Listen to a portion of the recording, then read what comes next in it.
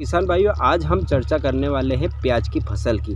क्योंकि अभी-अभी मतलब समय आ चुका है प्याज की फसल की। हमारे मध्य प्रदेश के उज्जैन ज़िले में अब फसल लगना प्रारंभ हो चुकी हैं। तो किसान भाइयों, आज इस वीडियो के माध्यम से आपको प्याज की फसल की संपूर्ण जानकारी मिलने वाली है। खेत तैयार करने से लगाकर फसल की हार्वेस्टिंग तक की पूरी जानकारी आज आपको इस वीडियो के माध्यम से मिलने वाली है।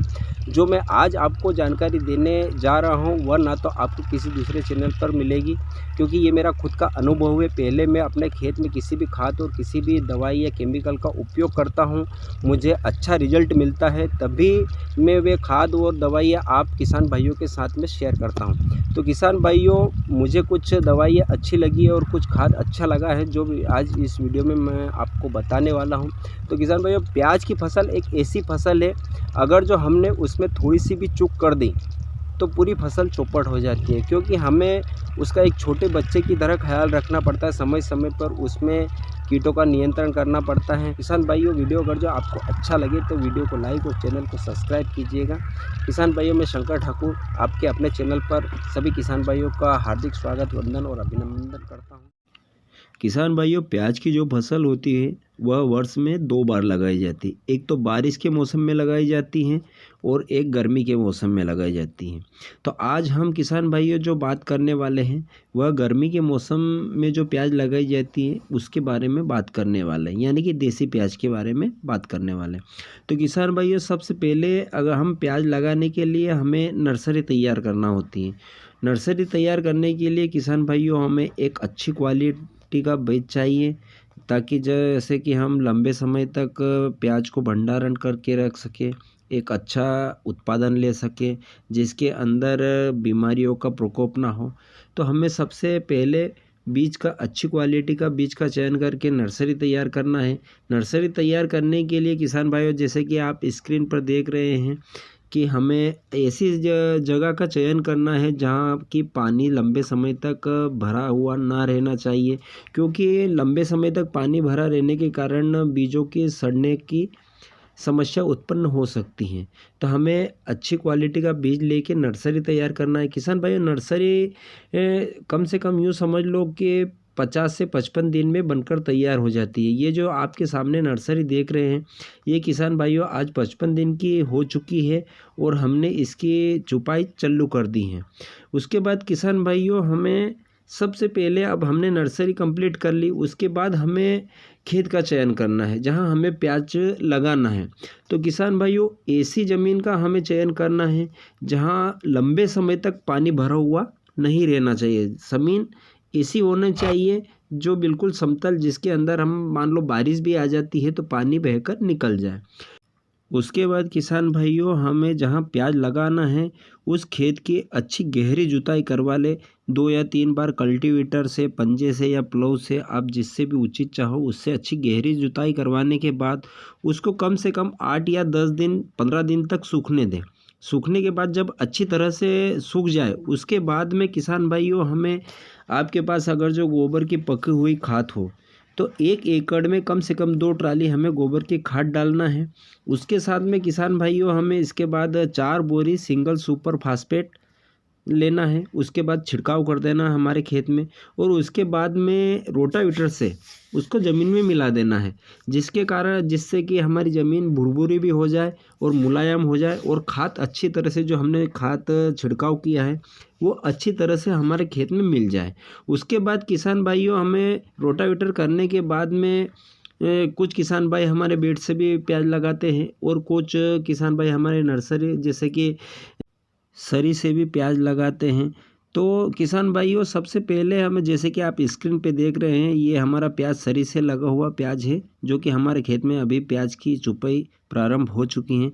तो किसान भाइयों, सबसे पहले हमें जब खेत में हमें जहाँ प्याज लगाना है वहाँ उसके अंदर हमें कुछ फर्टिलाइजर्स जैसे कि खाद भी लेना है, उसके साथ में कुछ कीटनाशक भी लेना है। तो किसान भाई, सबसे पहले हमें 1 बोरी DAP लेना है किसान भाइयों, डीएपी के अंदर फास्फोरस होता है और फास्फोरस जो हमारी कंद वाली जो फसल होती है उसमें जड़ों का विकास करता है, भरपूर मात्रा में जड़ों का विकास करता है। और कंद वाली फसल में जितनी गहरी जड़ें जाएगी उतना वो अंदर ज़मीन के अंदर से पोषक तत्व खींचेगी और एक अच्छा जो कंद वाली जो फसल होती है उसको एक अच्छा भरपूर पोषण मिल सकता है। इसके लिए हमारी कंद वाली फसल को फास्फोरस मतलब डीएपी बहुत ही आवश्यक है। तो हमें 1 बोरी प्रति एकड़ के हिसाब से डीएपी लेना है बुआई से पहले। और उसके बाद किसान भाइयों हमें उसके अंदर एमओपी यानी कि पोटास, म्यूरेट ऑफ पोटास, वो लेना है हमें 20 किलो प्रति एकड़ के हिसाब से।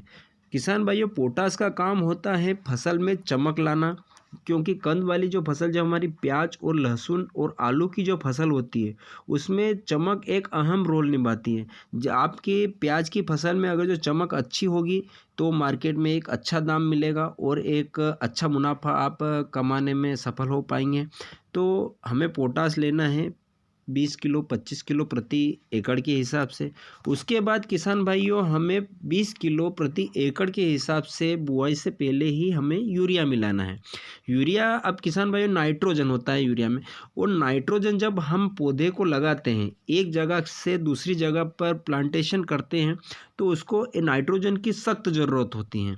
तो हमें बुआई से पहले ही उसके अंदर 20 किलो प्रति एकड़ के हिसाब से यूरिया मिला लेना है। उसके बाद किसान भाइयों हमें सल्फ़र लेना है 6 किलो WDG, जो 90% वाला जो सल्फ़र आता है।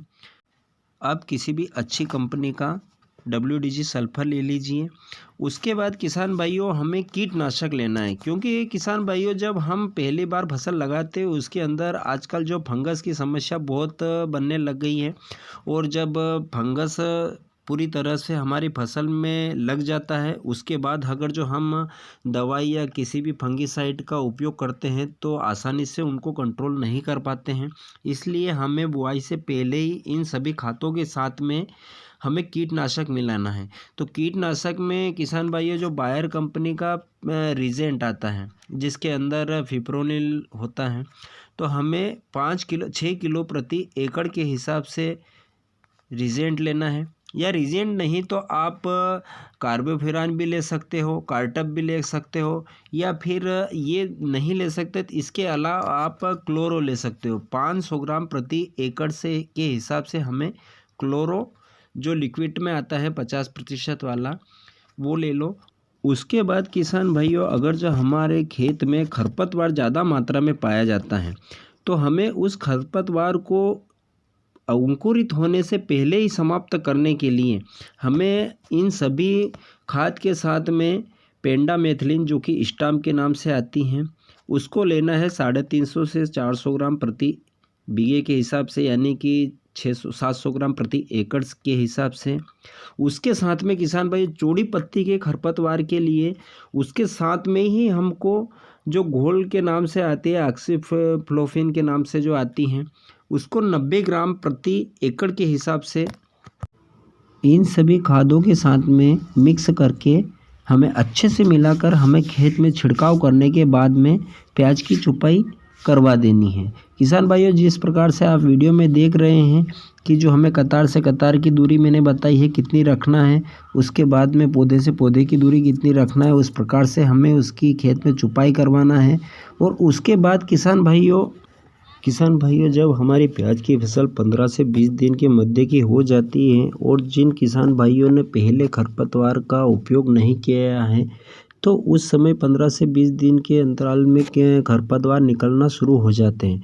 तो उस समय किसान भाइयों हमें एक घोल नाम से दवाई आती हैं जिसके अंदर ऑक्सीफ्लोरोफिन होता है, वो हमें लेना है 80 ml प्रति एकड़ के हिसाब से। और उसके साथ में हमें धानुका का टर्गा सुपर जो आता है उसको 200 ml प्रति एकड़ के हिसाब से मिलाकर स्प्रे कर देना है। उसके बाद किसान भाइयों जब हमारा प्याज 30 से 40 दिन के मध्य का हो जाता है तो अब हमें बारी आती है उसमें दूसरी बार खाद देने की। तो किसान भाइयों उस समय हमें 1 बोरी 12-32-16 लेना है। उसके साथ में एमओपी यानी कि पोटास 20 किलो प्रति एकड़ के हिसाब से उसके साथ लेना है। उसके साथ में अगर जो मान लो पोटास हमें उपलब्ध नहीं हो पाता है तो हमें SOP सल्फेट ऑफ पोटास भी ले सकते हैं। वो लेना है हमें 25 किलो प्रति एकड़ के हिसाब से। उसके साथ में किसान भाइयों हमें के 10 किलो सागरिका जो दानेदार फॉर्म में आता है वो मिलाना है। सागरिका एक ऐसा खाद है किसान भाइयों इफ्को कंपनी का, जो कि जिसके अंदर सभी पोषक तत्व मौजूद हैं। तो हमें 10 किलो प्रति एकड़ के हिसाब से उसके साथ मिलाना है। उसके साथ किसान भाइयों हमें 1 किलो होमिक एसिड लेना है, जिसके साथ किसान भाइयों और हमें 30 किलो यूरिया लेना है प्रति एकड़ के हिसाब से। और उसके साथ हमें किसान भाइयों 300 ml प्रति UPL का सार्प लेना है। सभी को अच्छे से मिलाकर हमें छिड़काव करने के बाद में पानी पिला देना है। पानी पिलाने के बाद किसान भाइयों 4 या 6 दिन के अंतराल में हमें एक पहला स्प्रे करना है किसान भाइयों। तो स्प्रे में सबसे पहले हम किसान भाइयों बात करते हैं जिसके अंदर हम या तो सिजेंटा कंपनी का अलीका ले सकते हैं या सिजेंटा का लेम्डा साइलोथिन लेना है हमें। उसके साथ में किसान भाइयों हमें MPK 1919 जो कि एक खाद आता है स्प्रे के लिए, वो लेना है। उसके बाद हमें एक हल्का फंगीसाइड लेना है किसान भाइयों UPL का, जो कि सार्फ आता है जिसके अंदर कार्बेंडाजिम प्लस मैनकोजेब पाया जाता है, वो लेना है। और उसके साथ में किसान भाइयों हमें इफ्को कंपनी का सागरिका लेना है, या तो सागरिका ले सकते हैं लिक्विड फॉर्म में या फिर आप बायोविटा भी ले सकते हैं। दोनों में से किसी एक को लेना है और इसका अच्छे से अपनी फसल में स्प्रे करना है। जिसके बाद किसान भाइयों हमारी प्याज की फसल हरी भरी हो जाएगी, अच्छा ग्रोथ लेगी, ग्रीनेस आ जाएगा। किसान भाइयों जब हमारी प्याज की फसल 70 से और 80 दिनों के मध्य की हो जाती है तो अब बारी आती है हमें उसमें दूसरा स्प्रे करने की। तो दूसरे स्प्रे में हमें सिजेंटा का या तो अलीका ले सकते हैं। उसके साथ में हम बायर कंपनी का जो जंप आता है जिसके अंदर 70% फिप्रोनिल पाया जाता है वो ले सकते हैं, या फिर जंप और पॉलीट्रिन ले सकते हैं। इन दोनों का एक अच्छा कॉम्बिनेशन है, ये दोनों कीटनाशक लेना है। और इसके साथ में किसान भाइयों हमें MPK 05234 जो कि एक प्लांट ग्रोथ रेगुलेटर का काम करता है तो वो लेना है। उसके साथ में किसान भाइयों हमें एक फंगीसाइड लेना है। फंगीसाइड में किसान भाइयों हम कोनोजोल ग्रुप का कोई सा भी फंगीसाइड ले सकते हैं, जैसे कि बायर कंपनी का फोलिक्योर के नाम से आता है जिसके अंदर 25% टेबुकोनाजोल पाया जाता है, तो वो ले सकते हैं। या फिर इसके अलावा किसान भाइयों सोमोटोमो कंपनी का जो कीटोसी के नाम से आता है वो ले सकते हैं। उसमें किसान भाइयों 12.5% टेबुकोनाजोल पाया जाता है और उसके साथ में 12.5% अजोक्सोबिन पाया जाता है, जो कि दो दवाइयों का एक अच्छा कॉम्बिनेशन है जो कि हमारी फसल पे एक अच्छा बेहतरीन रिजल्ट देता है। तो इन तीनों दवाइयों को मिलाकर किसान भाइयों हमें दूसरा स्प्रे करना है। जिसके बाद किसान भाइयों बात आती है हमें तीसरा स्प्रे करने की। तो तीसरा स्प्रे किसान भाइयों हमें 90 से 100 दिनों के मध्य में करना है। वो एक ऐसा स्प्रे है किसान भाइयों जब हमारी प्याज की फसल में कंद बनना शुरू हो जाते हैं, करीब करीब 60 से 70% कंद बन जाता है, तो उस समय किसान भाई हमारे पौधे को एक ताकत की ज़रूरत होती है। तो उसमें हमें जो तीसरा स्प्रे होता है वो बहुत ही महत्वपूर्ण स्प्रे होता है किसान भाइयों। तो उसमें हमें लेना है किसान भाइयों एक सोमोटोमो कंपनी का जो आता है ताबोनी के नाम से आता है, जो कि प्लांट ग्रोथ रेगुलेटर है, जो कि एक फसल को बढ़वार को रोकने का कार्य करता है। एक बहुत ही अच्छा दवाई है किसान भाइयों। यो मैंने कम से कम 3-4 साल से मैं इसे यूज़ कर रहा हूँ। इसका एक बेहतरीन रिजल्ट मुझे मिल रहा है, जो कि पौधे की बढ़वार को ऊपर रोक देता है और नीचे कंद बनाने का कार्य शुरू कर देता है। तो हमें सोमोटोमा कंपनी का ताबोनी लेना है।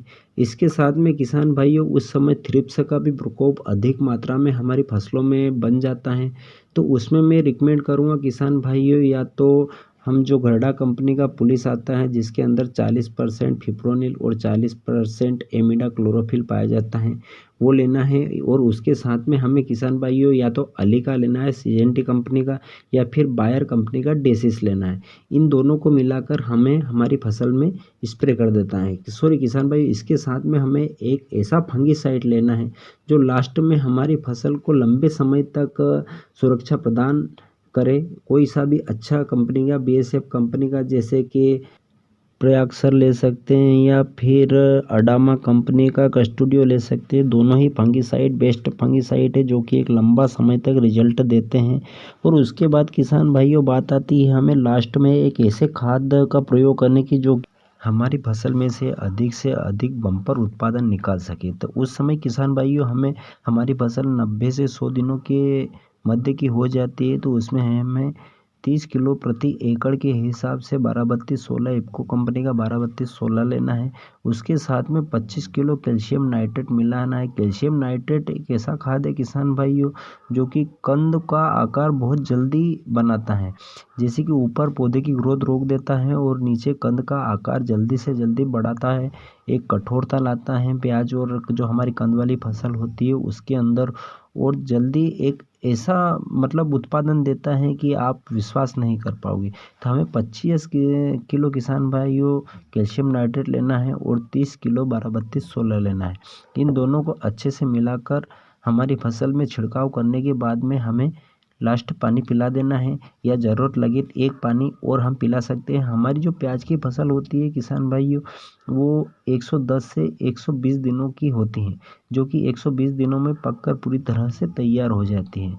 तो जब किसान भाइयों हमारी फसल 110 और 15 दिनों के मध्य की हो जाती है और वह धीरे धीरे जब पौधा झुकना प्रारंभ हो जाता है, तो समझ लीजिए हमारी प्याज की फसल हार्वेस्टिंग के लिए तैयार हो चुकी हैं। ये थी किसान भाइयों प्याज की संपूर्ण जानकारी।